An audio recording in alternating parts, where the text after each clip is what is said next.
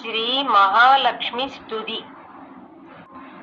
இதுவரைக்கும் நம்ம நிறைய மகாலட்சுமி ஸ்லோகங்களை இந்த ஸ்லோக சாகராவில் பதிவிட்டிருக்கிறோம். இதுவரைக்கும் சொல்லாத ஒரு புதிய அரிய ஸ்லோகம். இதில் அஷ்டலட்சுமிகளை பற்றியும் பாடப்பட்டிருக்கிறது.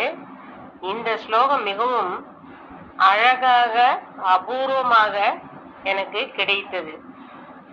இதை பிரதி வெள்ளிக்கிழமைகளில் மகாலட்சுமி படத்தின் முன் அமர்ந்து சுவாமிக்கு மலரை சாற்றி வில்வ தளங்களாலோ துளசி தளங்களாலோ அல்லது மலர்களாலோ அர்ச்சனை செய்து இந்த ஸ்லோகத்தை சொல்லி இயன்றதை நிவேதனம் செய்து மகாலட்சுமியை பிரார்த்தனை செய்து கொண்டால் வீட்டில் 16 வகை செல்வங்களும் பெருகும்.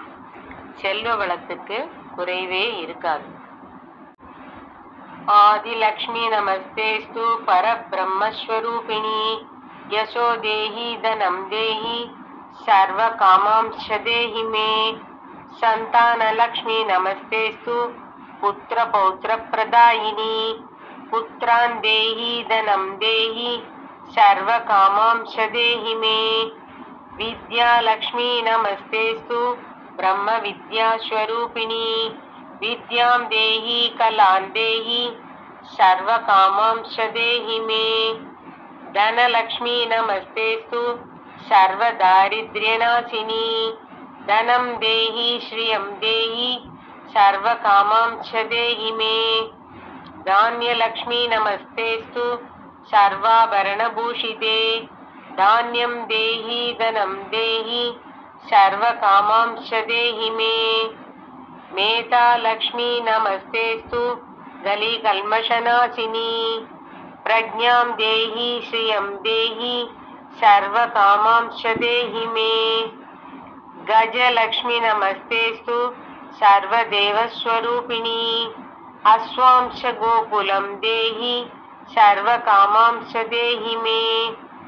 वीरलक्ष्मी नमस्तेस्तु पराशक्ति स्वरूपिणी वीर्यं देहि.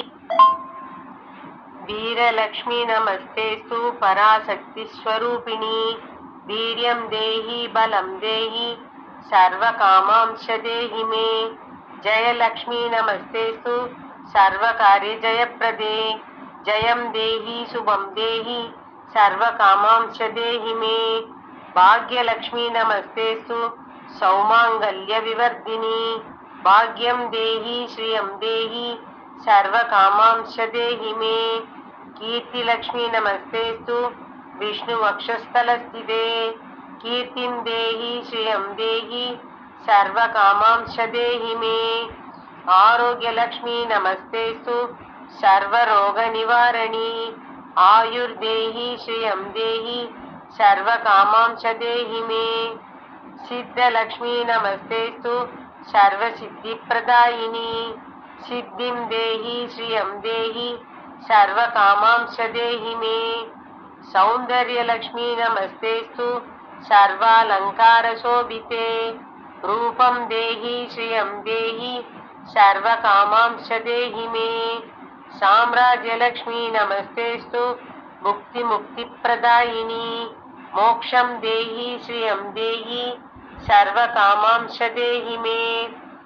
मंगले मंगलाधारे मांगल्ये मंगलप्रदे मंगलार्थं मंगलेसि मांगल्यं देहि मे सदा. सर्वमंगल मांगल्ये शिवे सर्वार्थसाधिके शरण्ये त्र्यंबिके देवी नारायणि नमोस्तुते. शुभं भवतु कल्याणी आयुरारोग्य संपदाम् मम शत्रुविनाशाय दीपलक्ष्मी नमोस्तुते. इति श्री महालक्ष्मी स्तुति संपूर्णम्.